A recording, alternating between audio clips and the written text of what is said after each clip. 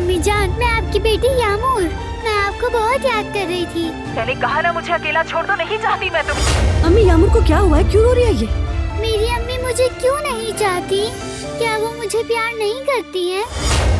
मुझे इसी वक्त उसका एड्रेस ला कर दो। तुम मेरी तजवीज मानो और उस गुल को अपनी जिंदगी से बाहर निकालो। खामोश हो जाओ। जो भी तुमने कहा वो सारी की सारी बातें बकवास है बिल्कुल।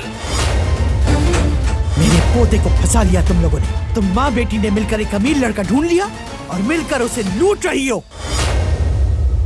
वो लड़की बिल्कुल ही बेहिस है। क्या उसे अंदाजा है कि मैं उससे क्या चाहती हूँ? वो तुम्हारे लिए नहीं है बारान काराबे। मैं अब यहाँ एक सेकंड भी नहीं रह सकती। मैं अपने घर जाना चाहती हूँ। जाने की जरूरत नहीं। तुमसे इजाजत नहीं मांग रही हूँ। अब तुम्हें दोबारा उसी रास्ते पर चलना होगा जहाँ से कोई वापसी नहीं। वो कहानियाँ अधूरी जो न हो सके पूरी, उन्हें मैं भी क्यों सुनाऊं, उन्हें तुम भी क्यों सुनाओ।